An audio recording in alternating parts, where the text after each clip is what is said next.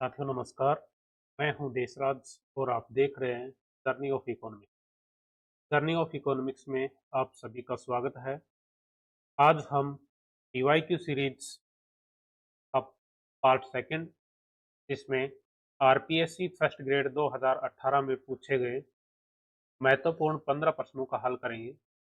इसका part first हम कर चुके हैं और प्रत्येक पार्ट का टेस्ट आपको जर्नी ऑफ इकोनॉमिक्स एप्लीकेशन के फ्री फोल्डर में उपलब्ध है, जहां पर आप निःशुल्क बिना किसी भुगतान के प्रीवियस ईयर प्रश्नों का टेस्ट दे सकते हैं। और सभी टेस्ट का video solution journey of economics YouTube channel पर आपको उपलब्ध होता है।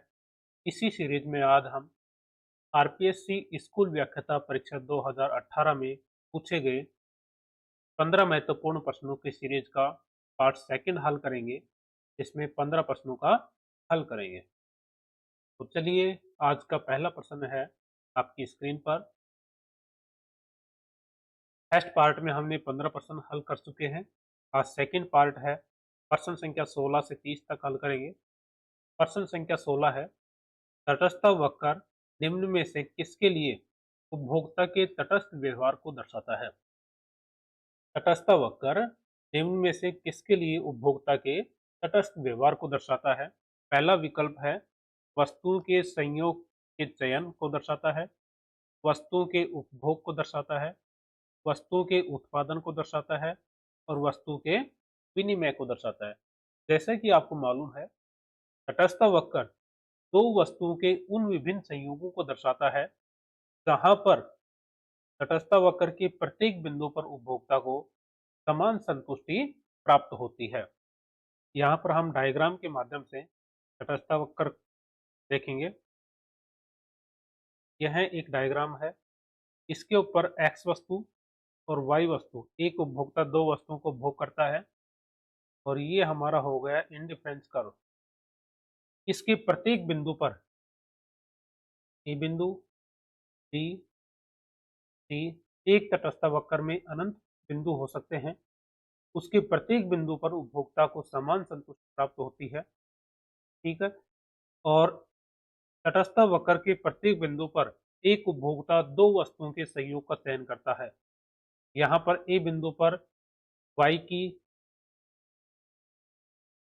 y1 मात्रा और x की q1 मात्रा को उपभोग कर रहा है।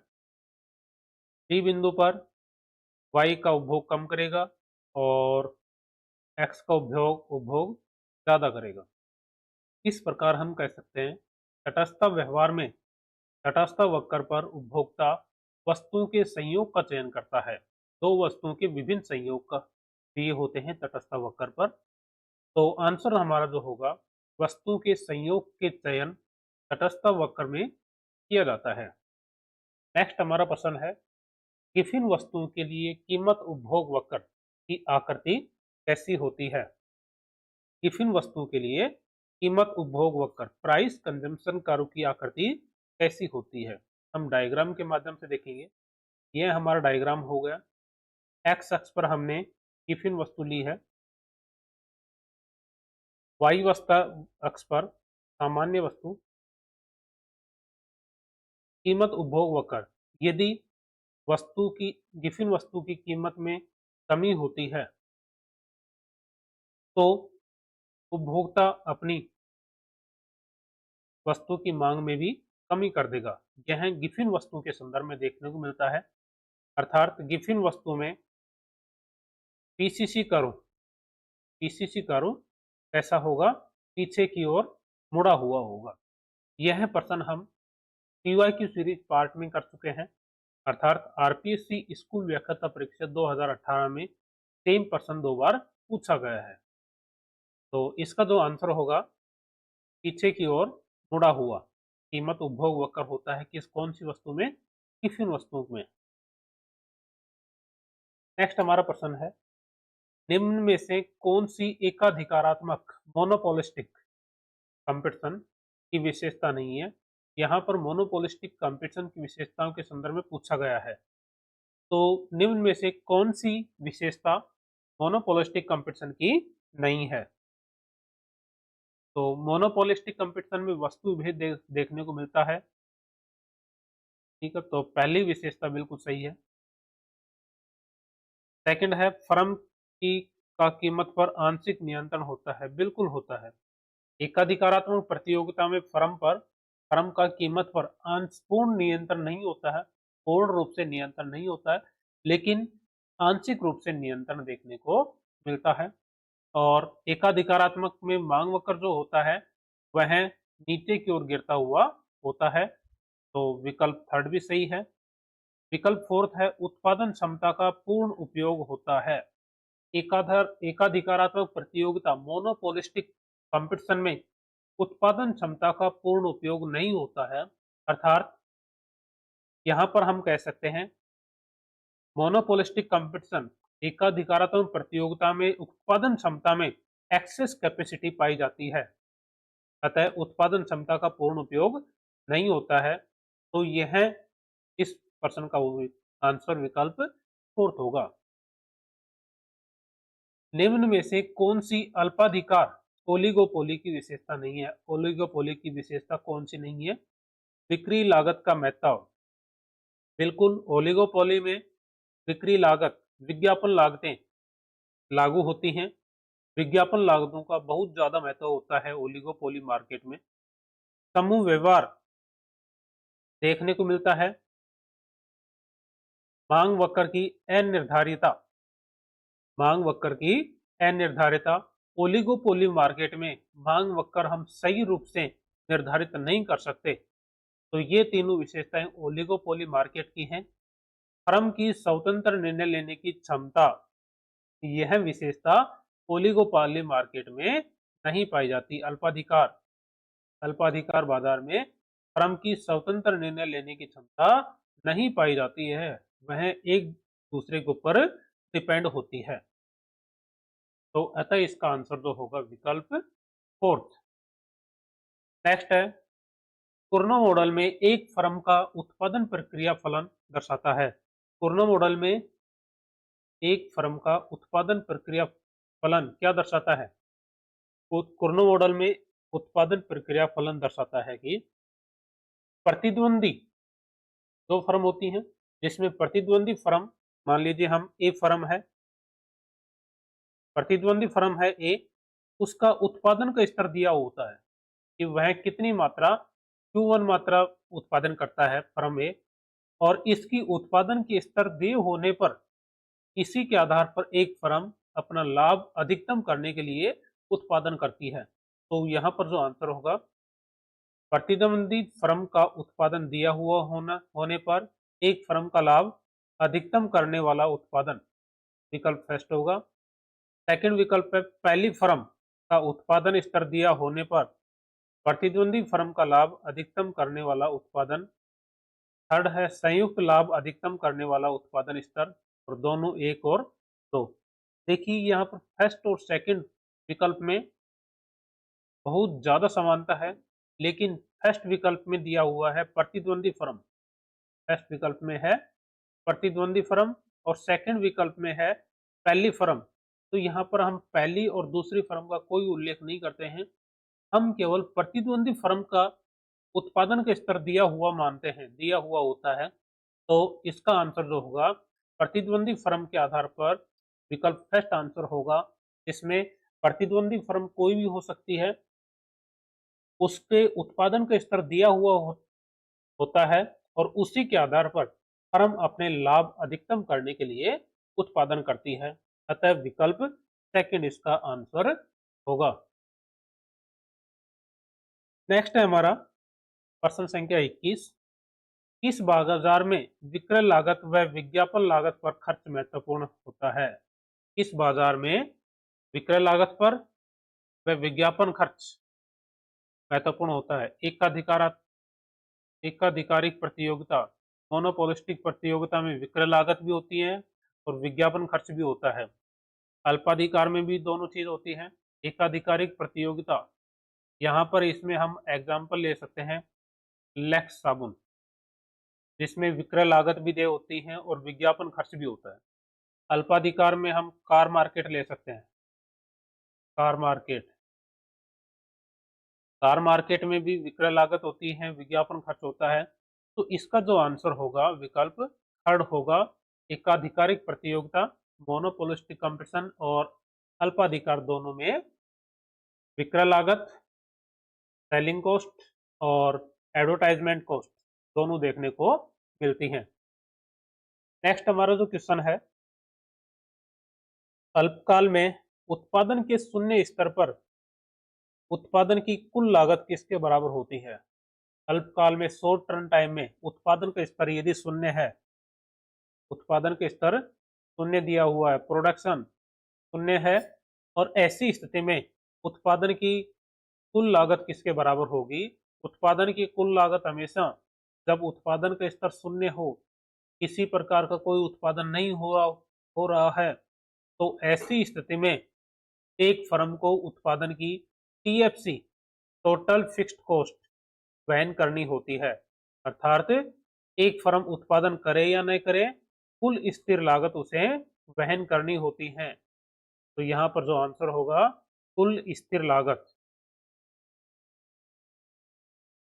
नेक्स्ट है, निम्न में से कौन सा एक कपट संधाई संघाई अल्पाधिकार का मॉडल है? कपट संघाई अल्पाधिकार का मॉडल, कपट समझौता अल्पाधिकार का मॉडल कौन सा है? यहाँ पर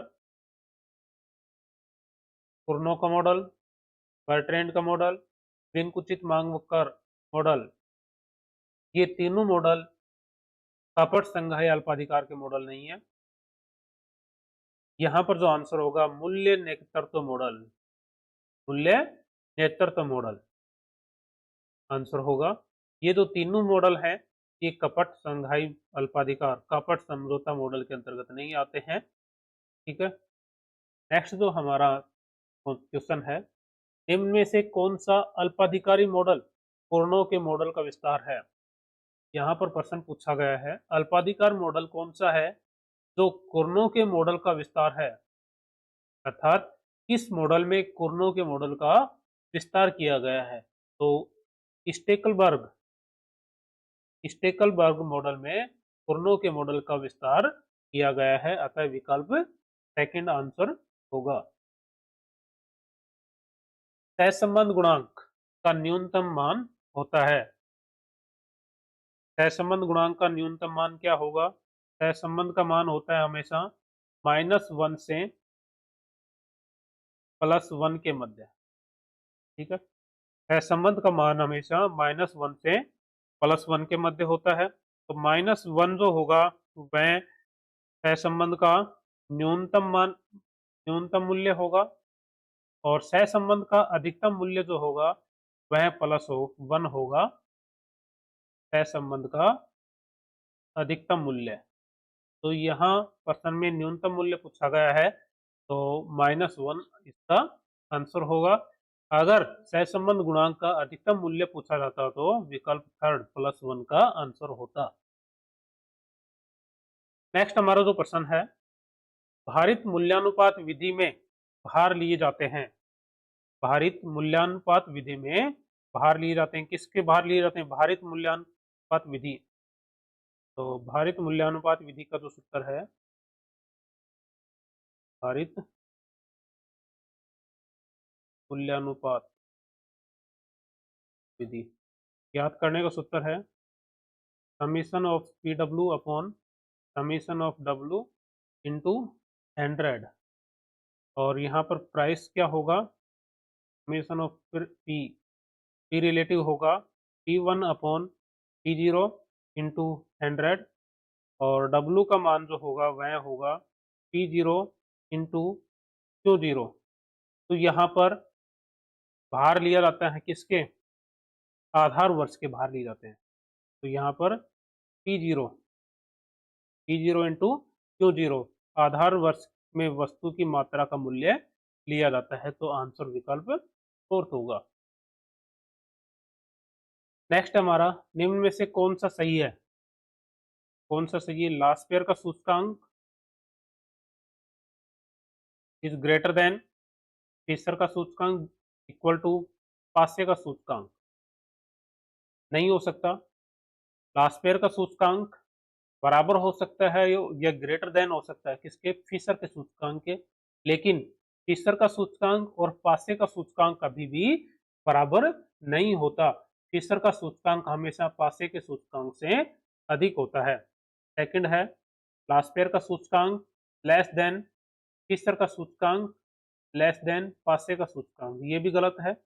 लास्पेयर का सूचकांक कभी भी फिशर के सूचकांक से छोटा नहीं होता, हमेशा या तो बराबर होगा या बड़ा होगा। और फिशर का सूचकांक पासे के सूचकांक से बड़ा होता है। थर्ड विकल्प है लास्पेयर का सूचकांक इज इक्वल टू या ग्रेटर देन फिशर का सूचकांक। लास्पेयर का सूचकांक इस फिशर के सूचकांक से बराबर होता है या बड़ा होता है। इसके यह होता है फिशर के सूचकांक से बड़ा या बराबर इसके पासे के सूचकांक से। तो आंसर विकल्प थर्ड होगा। नेक्स्ट हमारा जो क्वेश्चन है, दो श्रेणियों में सहसंबंध गुणांक क्या होगा यदि निम्न मूल्य दिए गए हैं। Summation of X Y is equal to -16, सहसंबंध गुणांक x का 2.3, सहसंबंध गुणांक y का कोएफिशिएंट ऑफ y का 2.7 और n दिया गया है 8। तो यहाँ पर जो सूत्र होगा सहसंबंध गुणांक का,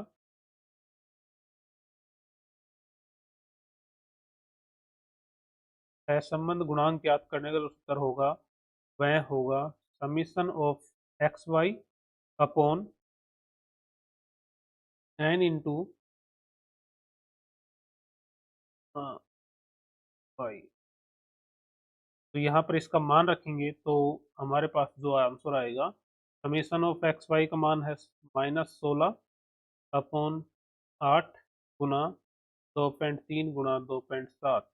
और जब इनको हल करेंगे तो आ जाएगा -16 अपॉन 49.8। और जब इसमें भाग देंगे तो आंसर आएगा -0.322। ये हमारा सहसंबंध गुणांक आ जाएगा। तो हमारा जो आंसर होगा विकल्प फोर्थ। नेक्स्ट हमारा जो क्वेश्चन है आज का सेकंड लास्ट, निम्न में से कौन सा परीक्षण फिशर के आदर्श सूचकांक द्वारा संतुष्ट नहीं किया जाता। कौन सा परीक्षण फिशर के आदर्श सूचकांक के द्वारा संतुष्ट नहीं किया जा सकता। तो समय उत्क्रम्यता परीक्षण को फिशर के आदर्श सूचकांक द्वारा संतुष्ट किया जा सकता है। तत्व उत्क्रमण परीक्षण को भी संतुष्ट किया जाता है। चक्रीय परीक्षण को फिशर के सूचकांक द्वारा संतुष्ट नहीं किया जा सकता। फिशर का चक्रीय जो परीक्षण का सूत्र होता है,